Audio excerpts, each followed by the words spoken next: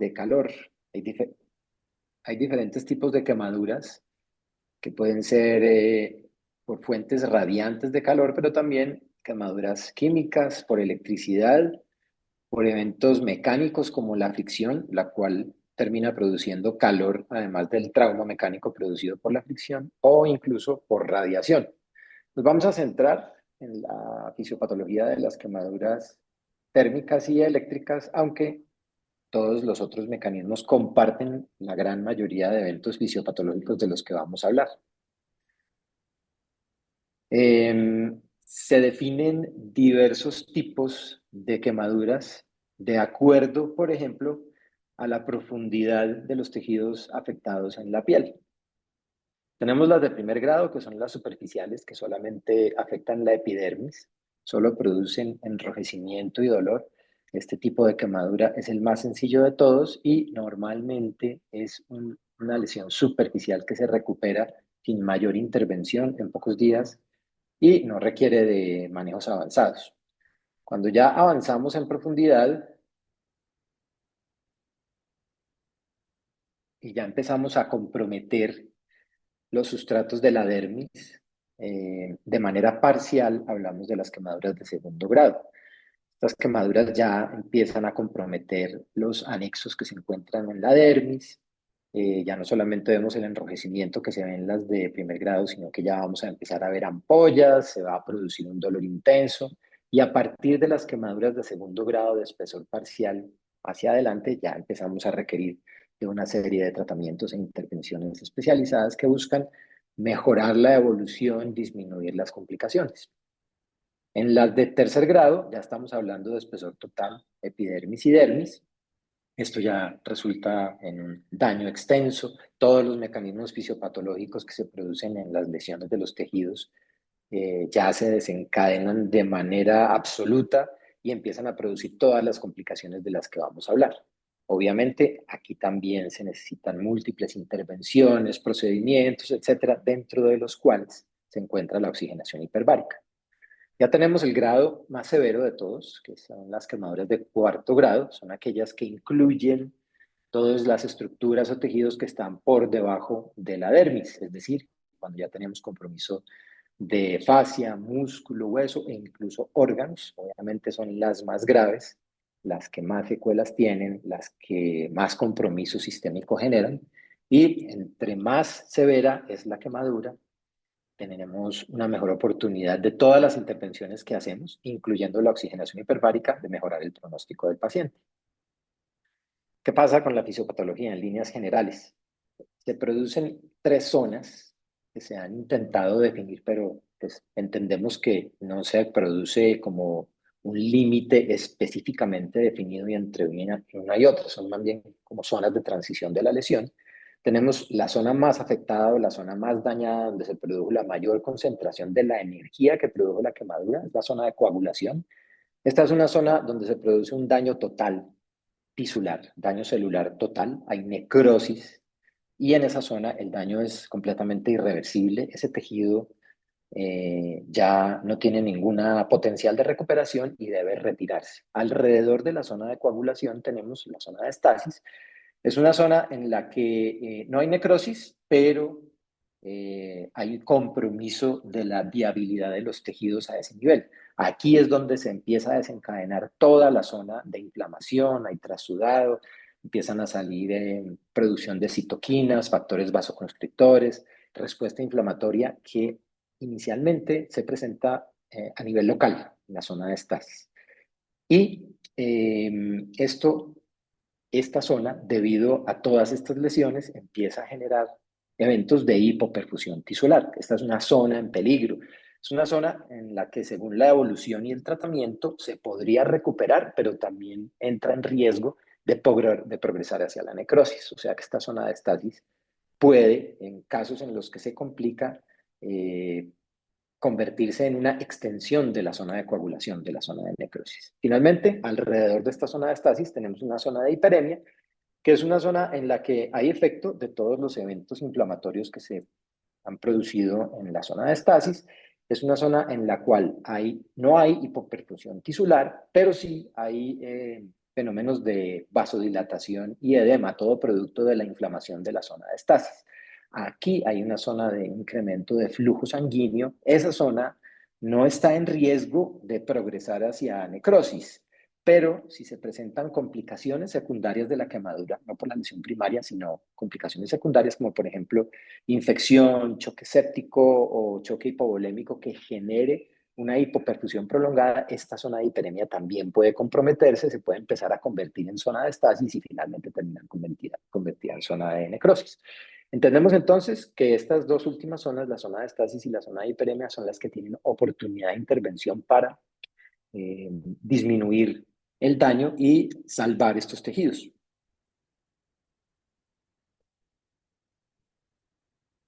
Debemos recordar que este es una compartimentalización de la lesión que se debe ver de manera tridimensional. Muchas veces cuando nos enseñan estas gráficas de las zonas empezamos como a pensar en dos dimensiones, pero en realidad recordemos que estos son tres dimensiones de los tejidos y veamos cómo en esa zona de estasis donde se desencadenan estos procesos inflamatorios empiezan a aparecer varios elementos que debemos tener presentes a lo largo de toda esta conversación porque esos van a ser puntos o sitios objetivo de la oxigenación hiperbárica. Muchas de las otras intervenciones que se hacen en los pacientes quemados buscan intervenir sobre estos factores, pero nos vamos a detener específicamente en los que vamos a entender o a ver como objetivos de la oxigenación hiperbárica. Toda la respuesta inflamatoria que se desencadena va a partir de manera muy importante del factor NF-kappa beta, que es este que ustedes ven acá, es un factor de transcripción nuclear que desencadena de manera importante, es uno de los mediadores que comandan el desencadenamiento de la respuesta inflamatoria. Esta respuesta inflamatoria originalmente lo que busca es recuperar los tejidos afectados por la lesión. Entonces se generan mecanismos de inflamación y al mismo tiempo empiezan a generarse mecanismos antiinflamatorios que se van modulando progresivamente con el objetivo de restablecer el flujo hacia los tejidos, restablecer la homeostasis energética, restablecer la formación de vasos sanguíneos, organizar nuevamente todas las estructuras celulares y la función de la zona afectada. Sin embargo, entendemos que muchas veces se produce un desequilibrio y la respuesta inflamatoria se desequilibra y empieza a producir más daños que recuperación, es donde debemos intervenir. Entonces es importante recordar este factor NF-kappa beta, el factor de necrosis tumoral alfa y las citoquinas inflamatorias, específicamente la 1 y la 6, estos elementos, entre otras cosas, producen, por ejemplo, incrementos en la permeabilidad vascular y vamos a empezar a ir a ver entonces una de las consecuencias de las quemaduras de los tejidos y es que debido a este incremento en en la permeabilidad vascular se van a producir fugas de líquido y se va a producir edema tisular junto con los eventos de vasodilatación que se están presentando en esa zona, sobre todo hacia la zona de hiperemia. Esa vasodilatación va a incrementar el flujo sanguíneo. Esto tiene el objetivo de llevar hacia la zona en compromiso sustrato energético y células que están respondiendo al daño, pero como efecto secundario vamos a tener fuga capilar y edema. Aquí también, debido al desencadenamiento de la respuesta inflamatoria, se van a producir grandes cantidades de especies reactivas de oxígeno y se empiezan a desencadenar también debido a estas especies reactivas de oxígeno, más la respuesta inflamatoria, se van a producir activación de caspasas y empiezan a generarse eventos de apoptosis. Todo esto con el fin de evitar en la muerte celular desorganizada empiezan a generarse vías de apoptosis para producir una muerte celular contenida y controlada y evitar que se liberen sustancias que van a hacer que la respuesta inflamatoria se riegue como si fuese un incendio no controlado. Esto es a grandes rasgos lo que va pasando, pero vamos a tratar como de establecer algunos detalles más adelante. ¿Qué pasa aquí con las quemaduras? Esto que acabamos de ver sucede a nivel local. El problema es que cuando tenemos quemaduras de gran extensión, cuando las zonas en el cuerpo afectadas por la quemadura son de una extensión importante, ya empezamos a tener consecuencias sistémicas de esta respuesta inflamatoria. Entonces, ya no solamente vamos a tener hiperemia en la zona donde se produjo la quemadura, dolor en la zona donde se produjo la quemadura, fuga capilar, etcétera, etcétera, sino que se va a producir una expansión de todas estas reacciones a nivel sistémico. Se está establecido en la literatura, nos hemos puesto de acuerdo según las observaciones y los estudios, en que cuando sobrepasamos el 20% del área de superficie corporal total comprometida por quemaduras, ya empezamos a ver estas respuestas sistémicas que ustedes están viendo en esta gráfica. El propósito de esta gráfica es simplemente mostrarles que hay una gran cantidad de procesos que se desencadenan. Y cuando tenemos quemaduras de grandes superficies, arrancando del 20% hacia adelante, entre mayor sea el área de compromiso, pues mayor va a ser el riesgo de que se termine generando algo que se conoce como el choque por quemadura. El choque por quemadura se genera por una disfunción sistémica producto de todas estas respuestas. Todas estas respuestas se inician también, además de la producción del factor NF-kappa beta, inmediatamente sucede el daño, la lesión por la quemadura, sobre todo en la zona de necrosis, que es donde se produce destrucción celular masiva. En esa zona de destrucción celular masiva se generan los elementos conocidos como DAMPs, que son patrones moleculares asociados al daño, o los PAMPs cuando se producen infecciones. Normalmente, siempre alguna de bacterias, hongos, etcétera, que se mantienen a raya por todos los mecanismos de protección. Sin embargo, cuando hay este tipo de daños, pues solamente tenemos en la destrucción celular la liberación de todos estos elementos intracelulares de manera descontrolada, sino que también empiezan a participar patógenos que se encuentran ahí, se encuentran en esa zona, o que empiezan a invadir de las zonas vecinas. Estos DAMPs y esos PAMPs generan también una gran respuesta, que esa respuesta está producida directamente por el contenido intracelular de estos factores. Y esto desencadena toda esa respuesta inflamatoria de la que hemos estado hablando. Quiero insistirles acerca de algunos marcadores específicos, sobre todo en la respuesta inflamatoria. Tienen un papel muy importante las interleuquinas 6 y 10 y el factor de necrosis tumoral alfa. Estos elementos producen toda la serie de respuesta inflamatoria que busca reparar, pero que termina produciendo daño incluso a nivel sistémico. Al mismo tiempo también se empiezan a producir interleuquina 4 y 10, que son interleuquinas antiinflamatorias. Siempre que se produce respuesta inflamatoria, se produce como también equilibrio, como retroalimentación, respuesta antiinflamatoria para empezarla a modular y a equilibrar.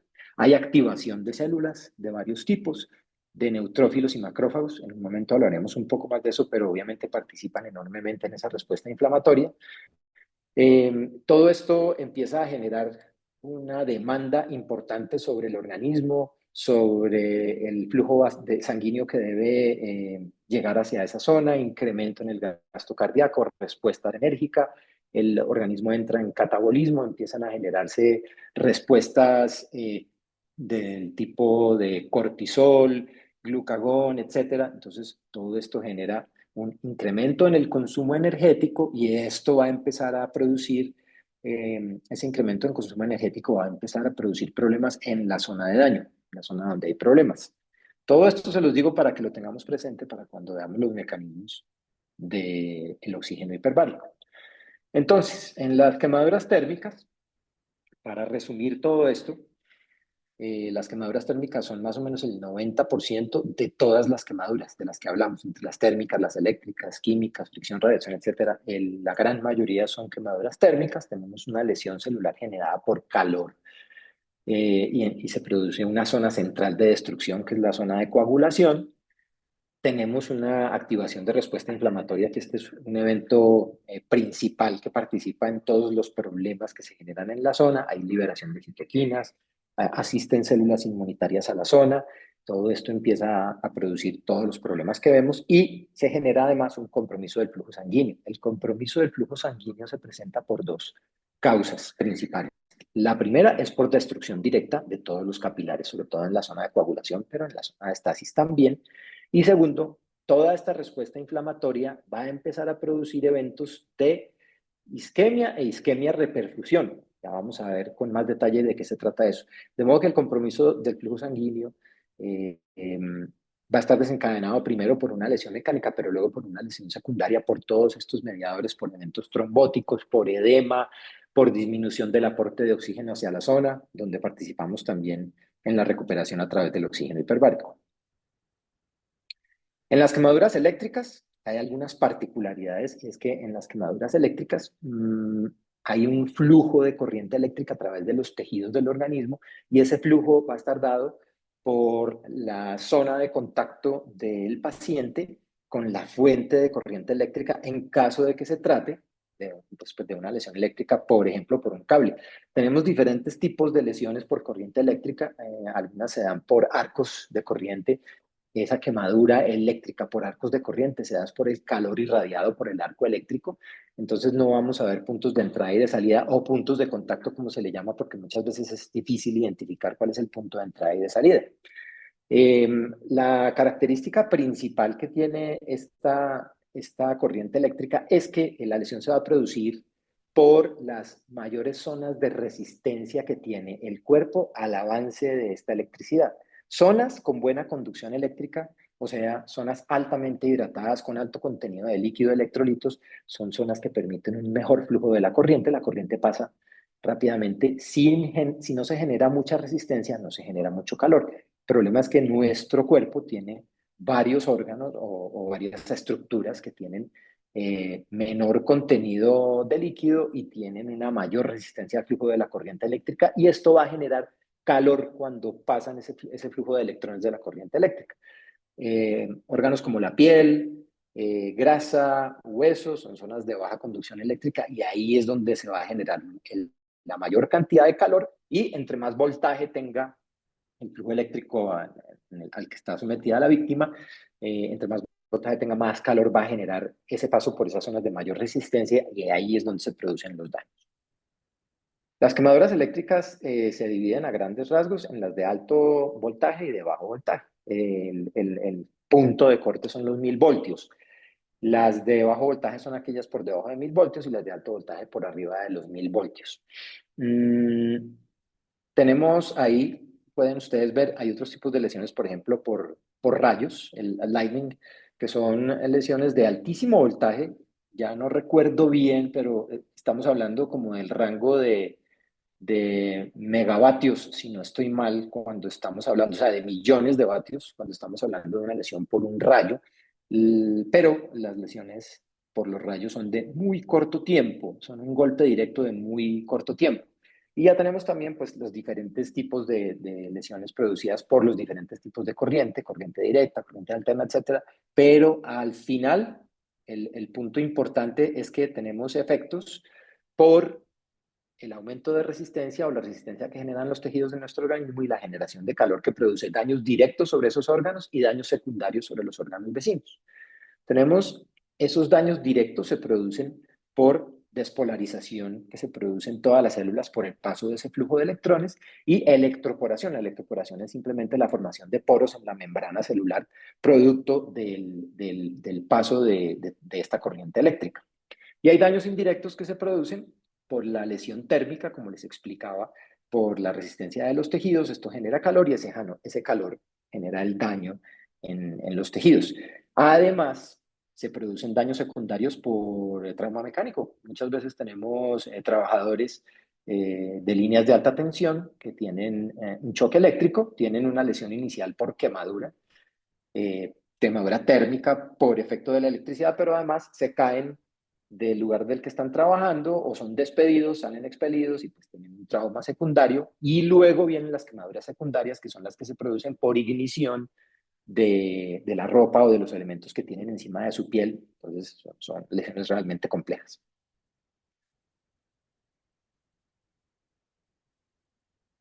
Cuando las quemaduras, al igual que hablábamos con las térmicas, son de un tamaño suficiente o interfieren o intervienen con órganos críticos, se producen complicaciones sistémicas.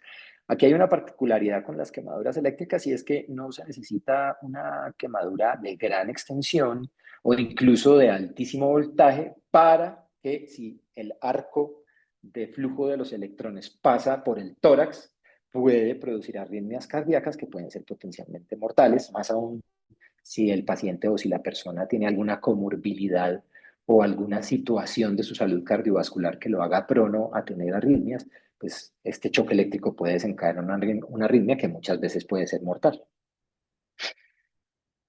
Más las complicaciones sistémicas derivadas de toda la lesión, como hablábamos inicialmente, cuando la extensión es muy grande ya se empiezan a comprometer todos los órganos, porque la extensión de esta respuesta sistémica y la exigencia hacia el sistema cardiovascular empieza a generar desequilibrios que muchas veces tienen que ver con choque.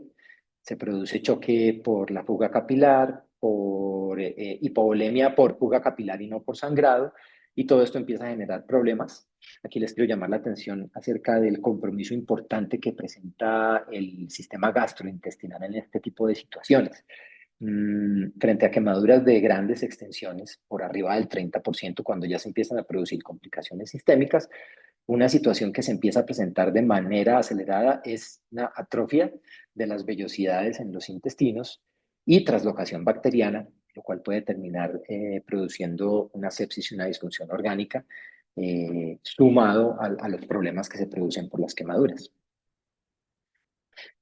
Otras complicaciones asociadas a las quemaduras, aparte de la respuesta sistémica y del daño a diferentes sistemas, son las infecciones por patógenos. Obviamente, una de las principales funciones de la piel es ser una barrera que nos protege de todos los elementos patógenos que se encuentran en el exterior. Cuando hay una lesión por quemadura, hay una situación importante, y es que en la zona de necrosis y en la zona de estasis, como hay una alteración vascular tan importante, sobre todo cuando estamos hablando de extensiones grandes, los patógenos pueden invadir libremente sin que haya una adecuada alcance del sistema inmune. No hay posibilidad de que lleguen allí mecanismos humorales y celulares de defensa, y la invasión de los patógenos es completamente libre, y esto produce con mucha facilidad infecciones que se pueden volver sistémicas rápidamente. Se produce choque hipovolémico severo, ya les dije hace un momento, no necesariamente por sangrado. Muchas veces tenemos pacientes con extensas superficies quemadas sin sangrado, que tienen un choque hipovolémico severo simplemente porque tienen una gran fuga capilar. Hay una disminución del volumen circulante efectivo porque se pierde todo el líquido del plasma hacia el intersticio. Se producen grandes cantidades de edema. Ese edema además incrementa las presiones de los compartimientos, hay una menor capacidad de perfusión hacia esas zonas, y esto pues genera choque hipovolémico. Y todas estas situaciones, producto de estas complicaciones, y las infecciones, el choque, la hipoperfusión, pues van a hacer que más adelante se produzca una cicatrización deficiente. Adicionalmente, pueden haber complicaciones respiratorias. Esas complicaciones respiratorias se pueden presentar de manera indirecta por alteraciones en la permeabilidad de la vasculatura pulmonar, que pueden terminar en un SDRA, pero también de manera importante en algunos tipos de quemaduras térmicas asociadas a zonas de incendios, con fuego, con combustión de elementos. Se producen lesiones por inhalación de monóxido de carbono, de humo, de sustancias químicas tóxicas, etcétera. Entonces esto puede presentar complicaciones respiratorias que son directas, producidas por el trauma de la quemadura, pero también tenemos las indirectas, como les dije ahora, por efectos del compromiso del sistema respiratorio. No hay que dejar atrás o no hay que olvidar que el daño psicológico postraumático también es una situación importante, mm, no solamente por el trauma como tal, sino por las secuelas que dejan las lesiones por quemaduras. Secuelas bastante evidentes, secuelas que implican muchas veces retos estéticos para la persona, para el paciente. Entonces no solamente tienen que lidiar con el trauma del accidente, sino con el trauma y los problemas que ocasiona los cambios en su apariencia, en las escaras, etcétera. Y en esto también, que es algo de lo que no se habla, el oxígeno hiperbárico también tiene un papel muy importante, porque, pues, como todos ustedes saben, aparte del papel agudo que tiene la oxigenación hiperbárica en el manejo de las quemaduras, también en el desarrollo de la recuperación tardía, cuando hay manejo quirúrgico, tratamientos quirúrgicos, injertos, colgajos, etcétera, pues también tenemos una participación muy importante de la oxigenación hiperbárica para una mejor evolución y recuperación de este tipo de lesiones, con lo cual también estamos contribuyendo de alguna manera a resolver o a mitigar ese trauma psicológico. ¿Cuáles son los objetivos de la terapia de oxigenación hiperbárica? A grandes rasgos, porque la verdad hay una participación en una cantidad muy importante de procesos. Lo más importante es reducir el edema, mantener viable la zona de estasis. Recuerden que la zona de estasis es esa zona donde está completamente prendida la respuesta inflamatoria. Vamos a ayudar a través de la oxigenación hiperbárica a que esta zona de estasis se mantenga viable y no se convierta en una extensión de la zona de necrosis. Otro objetivo de la terapia de oxigenación hiperbárica es proteger la microvasculatura, vamos a ver con más detalle de qué se trata de eso, y potenciar los mecanismos de defensa. Veamos en los mecanismos de acción entonces algunas cosas más detalladas. Lo primero es el aumento en la oxigenación tisular. Como sabemos, cuando llevamos al paciente a oxigenación hiperbárica y lo sometemos al incremento de la presión respirando oxígeno al 100%, vamos a tener un aumento importante en la cantidad de oxígeno disuelto. El oxígeno que está ligado a la hemoglobina no va a variar mayormente, tal vez se va a terminar de saturar la hemoglobina. Vamos a tener un incremento importante en los casos en los que los pacientes tienen lesiones por inhalación, en los que los pacientes tienen compromiso por inhalación de monóxido de carbono o de humo.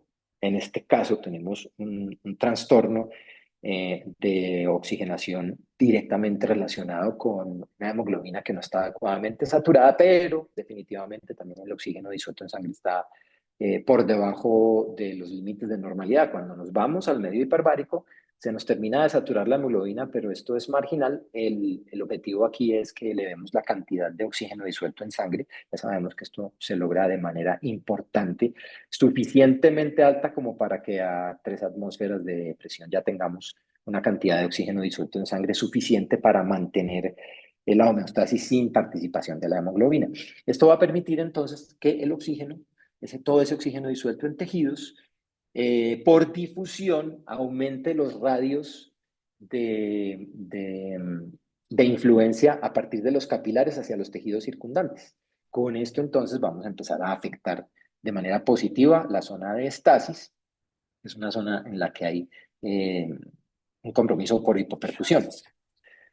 Por otro lado, tenemos que el oxígeno hiperbárico participa directamente en la reducción de los mecanismos de inflamación. Lo que sucede durante el trauma por quemadura, esto es muy general para una gran cantidad de eventos inflamatorios que se suceden, pero quiero hacerles como llamarles su atención respecto a estas gráficas en la lesión por quemadura. Si ustedes notan abajo en el eje X, estamos hablando de segundos, horas, días, semanas, meses y hasta años. Y vean ustedes cómo las curvas de la respuesta inflamatoria se extienden no a lo largo de días, incluso semanas, sino hasta meses. Y aquí tenemos 3 eventos principales. Lo primero, acuérdense que a partir de la generación de los DAMs y la participación de los PAMs, que son los patrones moleculares asociados a daño o a patógenos, se nos desencadena toda la respuesta inflamatoria, el NF-kappa B tiene ahí su participación súper importante y se empiezan a producir citoquinas inflamatorias, la 1, la 6 y el factor de necrosis tumoral alfa. Hay participación de células que están produciendo estas citoquinas, pero que también participan directamente, sobre todo en la agregación de los neutrófilos en las zonas microcapilares. Todo esto empieza a aumentar en la medida en la que van pasando las horas, se van acumulando estas citoquinas inflamatorias, se empieza a producir alteración en la zona hiperémica por agregación de todas estas estructuras, se empiezan a producir también eventos trombóticos, agregación de plaquetas, se siguen liberando todos estas citoquinas, factores inflamatorios, se activa el complemento, otro punto importante. Entonces, quiero que tengan en mente las citoquinas, los neutrófilos y el complemento. El oxígeno hiperbárico, durante muchos años se viene demostrando en diversos estudios que tiene la capacidad, a grandes rasgos, les digo, de reducir la producción de esas citoquinas inflamatorias, principalmente la 1, la 6 y el factor de necrosis tumoral alfa. Además, el oxígeno hiperbárico estimula la producción de interleuquina 10 e interleuquina 4, que se están produciendo durante estos eventos, pero el oxígeno hiperbárico nos ayuda a producir más de estas citoquinas, con lo cual se busca contrarrestar la acción de las inflamatorias. Y además se inhibe la activación del sistema de complemento. Recuerden ustedes que el problema de estos eventos inflamatorios, cuando estamos hablando de zonas de gran extensión, es que se pierde el control y empiezan a producirse daños sistémicos que afectan la homeostasia. Entonces, la reducción de la inflamación es un punto súper importante del mecanismo de acción del oxígeno hiperbárico. Y en esta reducción de inflamación participa también de manera importante la capacidad que tiene el oxígeno hiperbárico de inhibir la agregación de los neutrófilos. ¿Qué es lo que sucede con los neutrófilos? Normalmente cuando hay una respuesta inflamatoria, no pongamos ahí el oxígeno hiperbárico todavía, en el flujo sanguíneo, en los capilares y microcapilares de las zonas comprometidas, cuando se activa la respuesta inflamatoria, por la lesión que ustedes quieran, no solo por quemaduras, cuando se activa la respuesta inflamatoria, se empiezan a producir en las células endoteliales unas moléculas que llaman a los neutrófilos. Estos neutrófilos se salen del flujo laminar que está transcurriendo a través de estos capilares, empiezan a dirigirse hacia el endotelio, se van hacia la periferia del flujo laminar y se van hacia el endotelio, y estos neutrófilos empiezan a expresar en sus membranas las beta-2 integrinas, que es este Cluster Differentiation 11 y 18, el CD11, CD18. La producción de estas moléculas sobre la membrana del neutrófilo le permite adherirse al endotelio. Las P-selectinas en el endotelio se forman, llaman a los neutrófilos generan esas beta-2 integrinas y se unen a las ICAM del endotelio, que son las moléculas de adhesión intercelular, y estos tres elementos son los que permiten que el neutrófilo se pegue al endotelio, ruede a través de él, el rolling, y finalmente ese endotelio a través de diapedesis se mete entre las uniones intercelulares y atiende ese llamado de la respuesta inflamatoria para ir a participar dentro de esa respuesta inflamatoria. El problema es que esta agregación de neutrófilos de manera descontrolada empieza a generar problemas con el flujo sanguíneo de esas zonas microcapilares porque además de la participación de los neutrófilos, también se están generando procesos de microtrombosis con la agregación de plaquetas. Todo esto pues empieza a producir obstrucción del flujo microcapilar y cuando se restablece el flujo, por la razón que sea, por el tratamiento, por una intervención quirúrgica, se genera una lesión por reperfusión. En la lesión por isquemia reperfusión, entonces, el oxígeno hiperbárico tiene un papel importantísimo porque los efectos del oxígeno hiperbárico sobre estos marcadores específicos que les acabo de referir inhibe esa agregación de los neutrófilos. ¿Cómo se logra esto? El oxígeno hiperbárico hace tres cosas importantes. Uno, inhibe la producción de esa beta-2 integrina por los neutrófilos. Entonces los neutrófilos ya no tienen manera de pegarse a las ICAM, a las moléculas de adhesión intercelular del endotelio. También el oxígeno hiperbárico inhibe la formación de estas ICAM y además inhibe la formación de la P-selectina sobre la célula endotelial. O sea, el oxígeno hiperbárico lo que está haciendo es cortar todas esas señales moleculares a través de las cuales se comunican endotelio y neutrófilo y entonces el neutrófilo no se agrega. Como punto importante aquí también, el oxígeno hiperbárico también se ha demostrado inhibe o disminuye la intensidad de respuesta del factor NF-kappa B. Inhibe el factor NF-kappa B, con lo cual se modula de manera importante todo el proceso de la respuesta inflamatoria desde la raíz. También como participación en la reducción de la inflamación de la oxigenación hiperbárica tenemos estos otros mecanismos. Recuerden ustedes que en la zona de respuesta inflamatoria, cuando se están generando todas estas citoquinas inflamatorias, también se están produciendo especies reactivas de oxígeno y se empieza a desencadenar peroxidación lipídica en todas esas membranas celulares, un sustrato lipídico enorme. Todo esto empieza a generar, de hecho, el sustrato lipídico de las membranas celulares es un sustrato necesario para la producción de todas estas sustancias. Cuando esta peroxidación lipídica se sale de control, es cuando se presentan los problemas por respuestas inflamatorias. La oxigenación hiperbárica inhibe esa peroxidación lipídica. Otro punto importante, las caspasas. Como habíamos hablado hace unos minutos, en todas estas zonas de daño se activan caspasas esas caspasas lo que hacen es activar procesos de apoptosis. ¿Qué busca la apoptosis?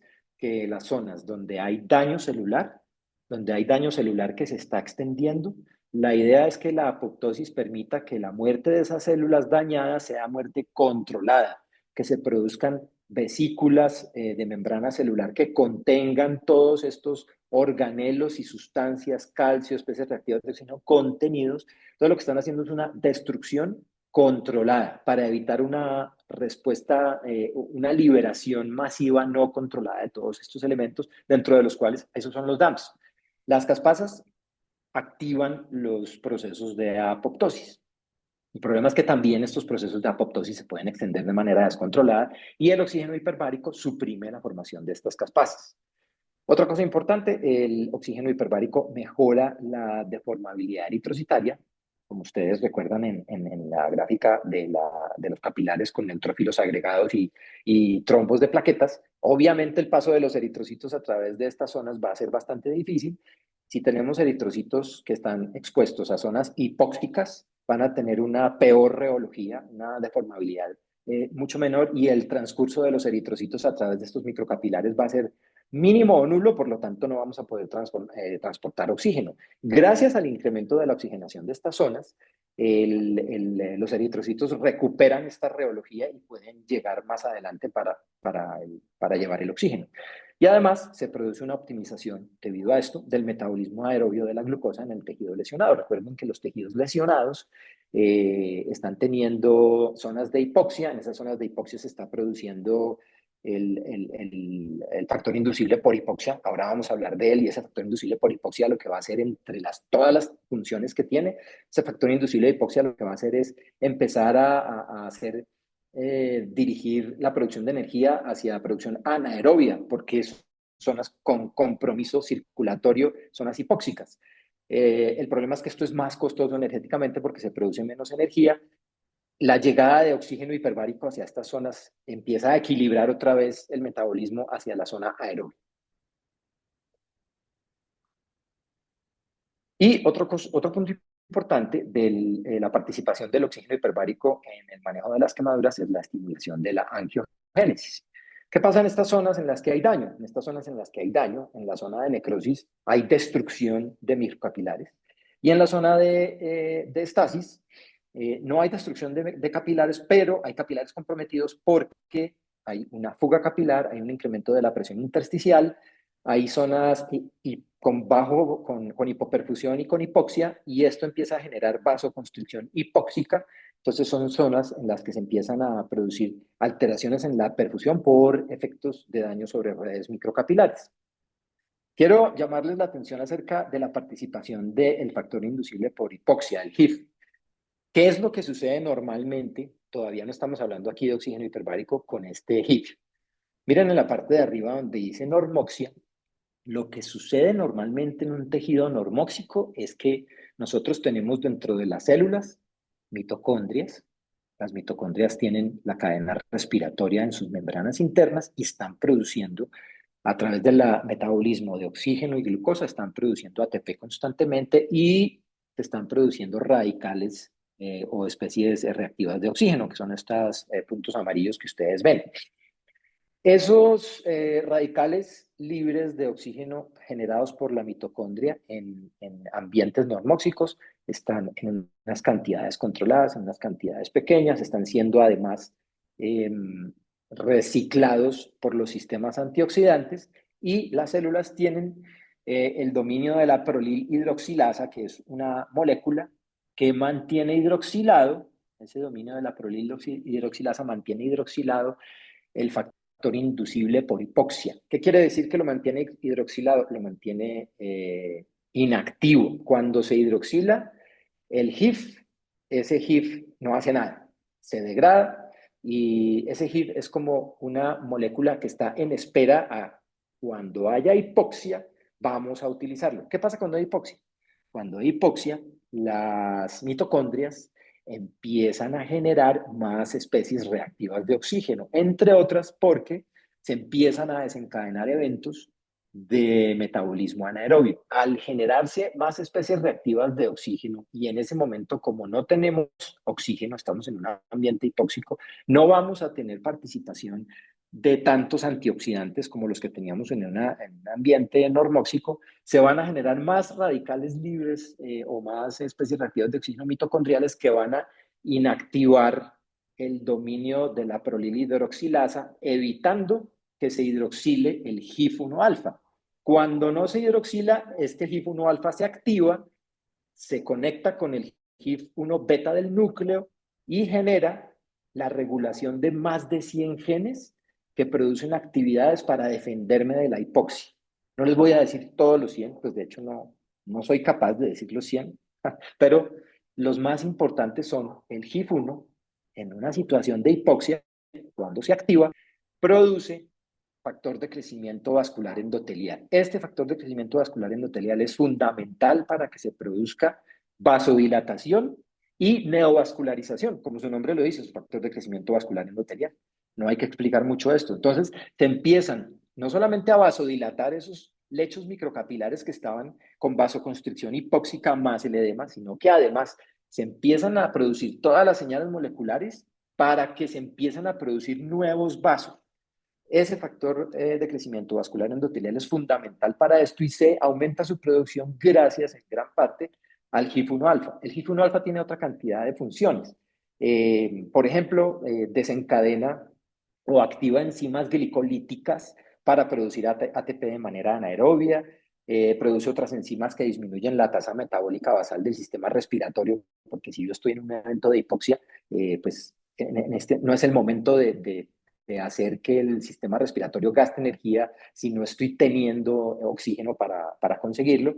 Y se produce también ese GIF1, moviliza directamente de la médula ósea células de la línea roja y de las plaquetas. Entonces, esto es fundamental, el GIF1. Ahora, ¿qué pasa con el oxígeno hiperbárico y este GIF1? Porque hasta ahora no hemos hablado del oxígeno hiperbárico. Con el oxígeno hiperbárico sucede una cosa muy interesante y es que se presenta la famosísima paradoja de la hipoxia hiperoxia. ¿Qué pasa con el GIF1? Quiero insistir en esto. Recuerden ustedes que en normoxia el GIF1 está inactivo, está hidroxilado y no hace nada. Cuando estoy en hipoxia, ya no se me hidroxila el GIF1 y él hace sus funciones, entre otras, de neovascularización, de angiogénesis. Vean ustedes lo que pasa cuando yo pongo oxígeno hiperbárico. Cuando yo llevo oxígeno hiperbárico, estoy incrementando el aporte de oxígeno hacia las mitocondrias. Ese incremento de oxígeno hacia las mitocondrias lo que va a hacer es disminuir la capacidad de producción de todos estos radicales libres, si ustedes recuerdan. De modo que pensaría yo que en ese momento estaríamos como dirigiéndonos hacia una inactivación del GIF1. Sin embargo, pues este oxígeno hiperbárico obviamente tiene otra gran cantidad de acciones que tienen que ver con la producción de especies reactivas de oxígeno. Eso es una condición inevitable. Cuando yo aplico oxígeno hiperbárico, voy a tener producción de especies reactivas de oxígeno, pero al mismo tiempo también mi organismo va a generar, sobre todo como el oxígeno hiperbárico ingresa en toda la economía, en todo el sistema, en todo el cuerpo, todas las zonas donde yo estoy sano y ese oxígeno aumenta su concentración gracias al oxígeno hiperbárico, en todas esas zonas sanas también se va a producir una gran respuesta antiinflamatoria. Y esa gran respuesta antiinflamatoria es la que me va a permitir tener los beneficios del oxígeno hiperbárico. Eh, pero, ¿qué pasa entonces con la paradoja de la hipoxia hiperoxia? Vuelvo a la situación en la que se entiende que el oxígeno hiperbárico, al aumentar el aporte de oxígeno hacia la mitocondria, va a inactivar el GIF1. Pero ¿qué pasa entonces con esa famosa paradoja? Lo que sucede ahí es que cuando yo llevo, cuando yo llevo a un sistema a hiperoxia de manera intermitente, lo que voy a hacer es que voy a resetear los sensores de oxígeno de la célula. Hay una cosa fundamental acá entonces. La presión parcial de oxígeno de las mitocondrias es muy baja, es apenas de 1 hasta 3, 4 milímetros de mercurio. Recuerden ustedes que la PaO2 en unos gases arteriales normal está alrededor de 60, 70, 80 milímetros de mercurio. La mitocondria vive perfectamente con 1 a 3 milímetros de mercurio de oxígeno.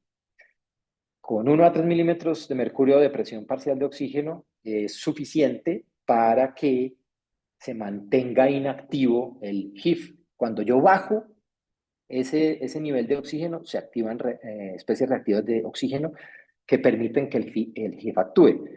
Entonces, es cuando yo tengo hipoxia, y vean ustedes, se me incrementa el factor inducible por la hipoxia, se incrementa la producción de factor de crecimiento vascular endotelial, estímulo angiogénesis, se movilizan células madre de la médula ósea, pero en esas situaciones de hipoxia se bajan las sirtuinas, que son unas moléculas de señalización que participan en procesos de apoptosis, de inflamación y de senescencia. Esas sirtuinas, se ha visto que en la senescencia, en el envejecimiento, se nos bajan las sirtuinas y por eso empezamos a tener eventos de apoptosis, de mayor inflamación, senescencia como tal.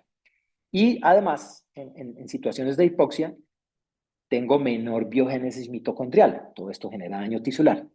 Ahora, ¿qué pasa cuando yo llevo a este ambiente a hiperoxia intermitente, que es lo que yo hago cuando llevo a un paciente a una cámara hiperbárica? Esa hiperoxia intermitente lo que va a hacer es que va a producir fluctuaciones en la cantidad de oxígeno disponible y va a hacer que la mitocondria como que invierta su percepción del oxígeno que se encuentra en el ambiente. ¿Qué quiere decir esto? Si la mitocondria estaba acostumbrada a trabajar con 1 a 5 milímetros de mercurio de oxígeno y cuando se le bajaba de ahí pensaba, estamos en hipoxia, entonces pasamos al ambiente de hipoxia. Si yo la llevo a hiperoxia intermitente a la mitocondria, la voy a acostumbrar a que esté en ambientes en los que no va a tener 5 milímetros de mercurio, va a tener 15, 20, 25 milímetros de mercurio de oxígeno y va a empezar a entender los momentos de normoxia como si fuesen hipoxia y se va a desencadenar toda la respuesta completa de producción de factor inducible por hipoxia cuando no estoy en la hiperoxia. Entonces, el beneficio del oxígeno hiperbárico se va a presentar cuando yo saco al paciente de la cámara y esto me va a producir la angiogénesis. Todo esto para explicarles o contarles cómo es que se produce esa angiogénesis, por ejemplo, en pacientes con quemaduras. Entendiendo todo esto, todos estos mecanismos de acción sobre eventos fisiopatológicos, vamos a ver que el oxígeno hiperbárico va a tener aplicaciones muy importantes en las primeras 24 horas en el manejo de las quemaduras que son claves. Entonces, una de las principales recomendaciones que se hace para el manejo del paciente quemado es que la intervención con la cámara hiperbárica, con la oxigenación hiperbárica, sea lo más precoz posible, lo más temprano posible. Idealmente en las primeras 6 a 8 horas, pero definitivamente antes de las primeras 24 horas. ¿Qué hacemos en esas primeras 24 horas? Reducimos el edema, producto de la vasoconstricción que logramos en esas zonas de regulación capilar. En las zonas de estasis de las quemaduras tenemos todavía mecanismos de regulación de la circulación conservados. En esas zonas hay una derivación de flujo sanguíneo hacia zonas hipóxicas. ¿Cómo se produce eso? Vasoconstricción, vasoconstricción que se produce en zonas donde hay un mayor aporte de oxígeno en la sangre, se produce vasoconstricción porque son zonas que no necesitan tanta perfusión porque llevan una buena cantidad de oxígeno. Cuando yo llevo al paciente a la cámara hiperbárica y estoy logrando esa hiperoxigenación, produzco grandes zonas de vasoconstricción porque estoy mejorando allá el aporte y por lo tanto estoy logrando una reducción del edema, tengo menor fuga capilar. Hay además una disminución de la probabilidad de choque por quemadura porque debido a esta reducción de edema estoy disminuyendo la fuga capilar y tengo un impacto menor sobre el volumen circulante efectivo. También disminuyo la infección en las quemaduras por efecto directo, primero, de un mejor ambiente con oxigenación, nutrientes y respuesta, participación del sistema inmune hacia esas zonas, pero también por la participación directa que tiene el oxígeno hiperbárico sobre el comportamiento de las bacterias y sobre el comportamiento de los antibióticos, pero no me voy a detener esta vez en eso. También tenemos promoción de la epitelización por todos los eventos en los cuales el oxígeno hiperbárico permite una mejor producción de colágeno en las zonas donde se está produciendo ya epitelización, que esto pues no se ve en las primeras 24 horas, pero definitivamente es es clave que yo tenga un impacto sobre esas zonas de edema e hipoperfusión para que tenga unas zonas de epitelización mejor más adelante. Hay incremento en la viabilidad de los injertos de piel y colgados cuando estos se realizan. Si el paciente estuvo en una zona en la que tuvo inhalación por monóxido de carbono, humo u otras sustancias químicas, pues también tengo una participación directa de la oxigenación hiperbárica independiente de las quemaduras, más la participación que se tiene sobre las quemaduras de la vía aérea, el edema en la mucosa y toda la respuesta inflamatoria en la mucosa de las vías respiratorias. Debido a esa disminución de edema y a esa disminución de fuga capilar, obviamente tengo entonces menor requerimiento de líquidos. Recuerden que en los pacientes quemados es muy importante tener en cuenta la recuperación de la volemia o el mantenimiento de la volemia a través de la administración de líquidos de cristaloides con la famosa fórmula de Parkland, que pues, ha tenido muchas discusiones últimamente porque ahora tenemos una mayor capacidad de definir cuántos líquidos necesita un paciente, pero definitivamente un paciente gran quemado necesita una gran cantidad de líquidos. El oxígeno hiperbárico permite que yo tenga un requerimiento menor versus los pacientes que no son llevados a cámara hiperbárica y pues esto definitivamente me va a permitir tener menos complicaciones producto de la sobrecarga que genera esta reanimación excesiva con cristaloides. Igualmente tenemos una modulación de la isquemia, obviamente cuando estamos oxigenando tejidos hipóxicos. Ahora, más allá de las 24 horas que tenemos, el oxígeno hiperbárico tiene una participación directa sobre el íleo paralítico que se produce en los grandes quemados. Recuerden que les había dicho yo que dentro de toda la participación de compromiso sistémico que tiene el paciente quemado, una parte muy importante que muchas veces es pasada por alto es la que tiene que ver con el compromiso del sistema gastrointestinal, la atrofia de las vellosidades, la translocación bacteriana que genera esto, el íleo paralítico que se genera en estas situaciones, pacientes muchas veces críticos, postrados, con ventilación mecánica, etcétera, todo esto genera íleo paralítico. El oxígeno hiperbárico participa en la resolución de este problema. Hay menores incidencias en la formación y sangrado de úlceras por estrés. Ahí se modulan procesos de cicatrización hipertrófica y de ulceración de las zonas afectadas. Se contrarresta la encefalopatía producida por quemaduras y edema cerebral. Este edema cerebral también es un evento sistémico que se presenta en grandes quemados. Y todos estos mecanismos impactan sobre la estancia hospitalaria y también en la necesidad de intervenciones quirúrgicas. Esto demostrado en estudios que vamos a evaluar aquí en parte. Aquí les quiero mostrar una revisión sistemática que se hizo en 2021, muy interesante, en la cual hicieron una revisión de todos los estudios de oxigenación hiperbárica en quemados, desde 1965 hasta 2019, estudios en animales y en seres humanos. Después de hacer toda la búsqueda exhaustiva de la revisión sistemática, llegaron a escoger 47 artículos que cumplían todos los criterios. En estos 47 artículos encontramos 32 estudios en animales, todos modelos experimentales, obviamente. Más de 3.000 animales incluyeron estos, la gran mayoría de estos animales en todo este periodo de tiempo. O sea, esto cubre todos estos años, del 65 al 19. Ratas, la gran mayoría eran ratas, hay algunos pocos con cerdos, algunos pocos con perros, pero la gran mayoría eran con ratas y con conejos, más de 3.000. Todos estos estudios en animales se dirigieron en los primeros años, en las primeras décadas, a establecer descripciones acerca de las evoluciones de las lesiones por quemaduras, pero a partir de la década de los 80 ya empezaron a mostrar eh, efectos del oxígeno hiperbárico sobre producción de citoquinas. De aquí es que sale toda la información que les he dado hoy sobre el NF-κB, sobre el HIF-1 alfa, sobre la producción del factor de crecimiento vascular natural. Toda esta información viene de los estudios en todos estos animales. Estos específicamente sobre quemados, pero ustedes saben que hay muchos más estudios en animales en otros tipos de lesiones.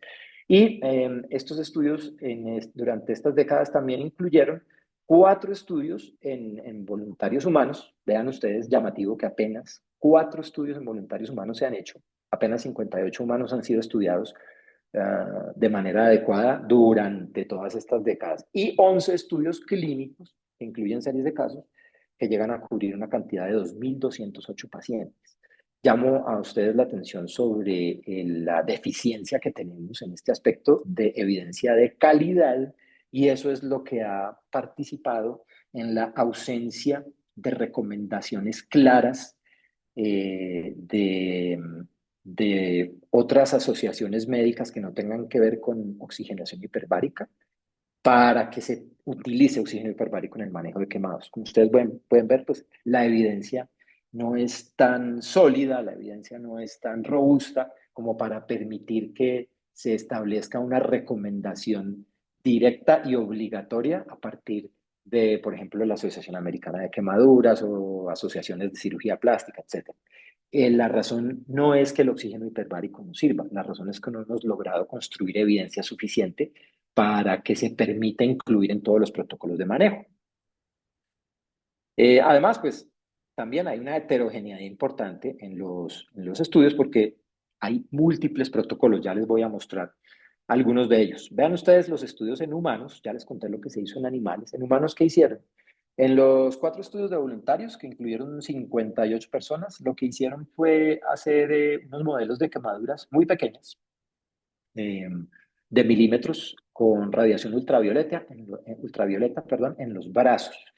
Y se estuvo evaluando el comportamiento de estas lesiones, de estas quemaduras y también el mecanismos de dolor e hiperalgesia en estas quemaduras.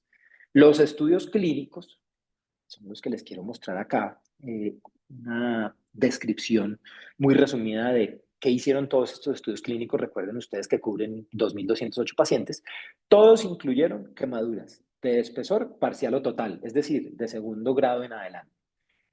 Áreas de superficie corporal, rangos muy amplios. Algunos estudios del 15%, de ahí para arriba, hasta el 80%, incluso el primer estudio histórico que les voy a mostrar, que fue el de Ikeda, un japonés, fueron mineros en Japón con 90% de superficie corporal quemada. Todos estos estudios incluyen el oxígeno hiperbárico sumado al tratamiento usual para la época. Recuerden ustedes que estamos cubriendo desde los 60 hasta 2019. Hay múltiples protocolos, con múltiples protocolos se refiere a diferentes presiones. Inicialmente usaban presiones altas, se usaban 3 atmósferas en los 60, en los 70, ya luego empezaron a darse cuenta que con 2.5 atmósferas tenían buenos resultados sin los efectos secundarios de las 3 atmósferas. También muy variados los intervalos de intervención del oxígeno hiperbárico luego de la quemadura. Recuerden que es importantísimo entrar temprano. Entonces vean ustedes cómo de todos los diseños de los estudios, apenas 5 son aleatorizados y apenas 3 de todos estos estudios son aleatorizados prospectivos, o sea, como de la mejor evidencia posible.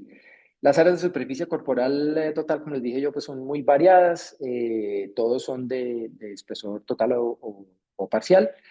Vean ustedes, ingreso a cámara hiperbárica después de la lesión, rangos de horas, desde 4 hasta 24 horas, el rango de tiempo. Presiones de tratamiento de 2 hasta 3 atmósferas, ahí se movían entre 2 y 3. Duración de las sesiones de oxigenación hiperbárica, desde 85 hasta 120 minutos, número de sesiones por día de 1 a 2, y número total de sesiones también varió bastante entre estos estudios. Hay algunos que solamente llevan a los pacientes a 2 sesiones y otros 20 sesiones. Ya me va a parecer muy interesante hablar ahora con todos ustedes acerca de los protocolos que utilizan ustedes. ¿Cuál es la conclusión de esta revisión sistemática? A grandes rasgos, el oxígeno hiperbárico demostró en todos estos estudios mejor epitelización, prevención de ampliación de la zona de lesión, de la zona de estasis, restauración de la microvasculatura. Ya tenemos muy clara la participación ahí del tipo 1 del factor de crecimiento vascular endotelial, incremento del ATP intracelular, reducción de edema y requerimiento de líquidos, inhibición de crecimiento bacteriano en las quemaduras y también en los intestinos. Recuerden ustedes la lesión intestinal, la translocación bacteriana. Con esto entonces tenemos en los pacientes que reciben cámara hiperbárica como parte del tratamiento usual, menos sepsis, menos translocación bacteriana, menos ILE. Un buen efecto analgésico está demostrado en varios estudios que definitivamente la cámara hiperbárica tiene un potencial analgésico, además de todos los otros beneficios, y menor morbimortalidad y menores intervenciones quirúrgicas en estos pacientes, lo que además se traduce en un menor periodo de estancia. Así como de interés histórico, este estudio de IKEA es el primero. Aquí la fecha de publicación es del 69, pero el estudio fue hecho en el 67. Fue la primera descripción o el primer estudio hecho de oxigenación hiperbárica en pacientes quemados. Y de hecho, el autor o los autores no se proponían demostrar la utilidad del oxígeno hiperbárico en quemaduras. Lo que ellos estaban haciendo era tratar estos mineros de carbón con gran extensión corporal quemada, 90%, pero además con un grave trauma por inhalación por humo y monóxido de carbono. Los llevaron a la cámara hiperbárica, fue por inhalación de monóxido de carbono, pero se dieron cuenta, fue evidente y lo describieron así, la evolución de estas grandes quemaduras, cómo fue diferente en los pacientes que recibieron oxígeno hiperbárico versus los que no recibieron oxígeno hiperbárico. De igual manera, también como referencia histórica para tener presente, son una gran cantidad de referencias, pero los estudios del doctor Chianchi en los Estados Unidos también han sido muy importantes, o fueron muy importantes porque aparte de demostrar o de buscar explicarnos los beneficios del oxígeno hiperbárico en todo lo que les acabo de decir, también se centró en demostrar los beneficios logísticos de la utilización de oxigenación hiperbárica por los menores tiempos de estancia, mejores intervenciones quirúrgicas y también por el análisis económico que permitió entender que a pesar de que muchas veces pueden pensar que usar la cámara hiperbárica implicaría mayores gastos, en realidad el análisis económico permitió demostrar que esto permitía un manejo más eficiente de los pacientes, con lo cual se gastaba menos dinero atendiendo a estos pacientes. Las recomendaciones para el manejo, entonces, ¿cuáles son? Después de toda esta evidencia y de la consideración de todos estos estudios. Yo les quiero mostrar lo que recomienda el Comité Europeo de Medicina Hiperbárica, perdón, y la UHMS. Pues estamos de acuerdo en los dos aspectos, sin embargo, les vuelvo a llamar la atención acerca de la deficiencia que tenemos en evidencia. En el Comité Europeo, la recomendación para el manejo de quemaduras, específicamente de segundo grado de más del 20% de área de superficie corporal, es una recomendación tipo 2 y es clase C. Esto es un directo reflejo de lo que les acabo de mostrar. Tenemos estudios de calidad que nos permitan tener un menor nivel de recomendación. Sin embargo, pues para los que trabajamos en esto es evidente que funciona, pero necesitamos generar la evidencia adecuada para poder traducir esto en indicaciones de las diferentes asociaciones o sociedades. Entonces, está claro que la recomendación es para utilizarse en quemaduras de más del 20% de área de superficie corporal y que se haga de preferencia en centros especializados de oxigenación hiperbárica que tengan la capacidad de manejar pacientes quemados. Está demostrado que el pronóstico de un paciente gran quemado es mucho mejor si se maneja en un centro de quemados. Eso está completamente demostrado. De manera anexa, también entonces, por eso se hace la recomendación que sería preferible tener y manejar pacientes quemados en cámaras hiperbáricas que estén anexas a centros de quemados. Pues, obviamente esto tiene toda la consonancia lógica del entrenamiento de las personas que manejan este tipo de quemaduras.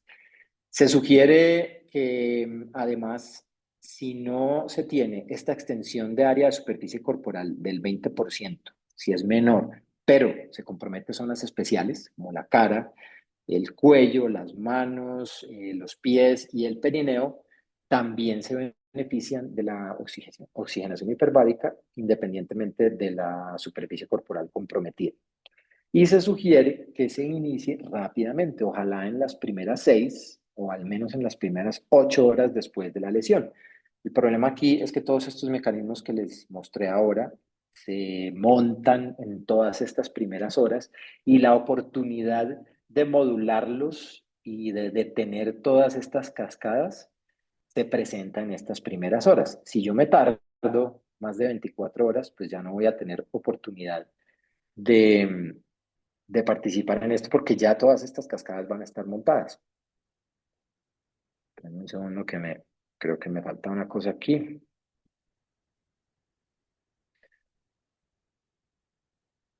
Ok, en la UHMS también hablan del manejo, son menos específicos que los europeos, mejor dicho. Hablan de la lesión aguda térmica, pero la recomendación es la misma. Segundo grado, más de 20% de área de superficie corporal. La localización en áreas especiales como cara, manos, pies o periné.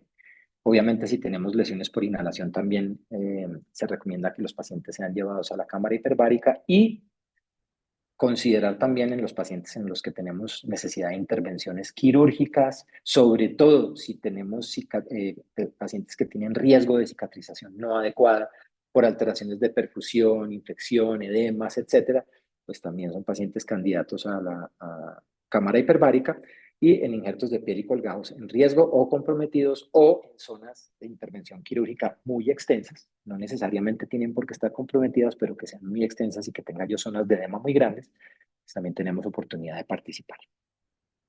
Con esto ahora sí termina la presentación. Les agradezco mucho su atención y les quisiera preguntar a ustedes, a todas las personas que hoy que trabajan con esto, qué tipos de protocolos manejan ustedes, qué presión, cuántas sesiones, etcétera. Muchas gracias. Muchas gracias, doctor Rincón. Eh, Como dijo ya aquí el doctor, la palabra está dada para todos aquellos que tienen dudas o quieren compartir experiencias en esta área. Así que en estos minutitos que nos quedan, por favor, pueden abrir sus Aquí, micrófonos. abrí yo. Lorencina, ok. Basti, Basti, mira. La experiencia en los hiperbáricos que tenemos de aquí de Venezuela con Adolfo y de la mano de todos los que se han dedicado a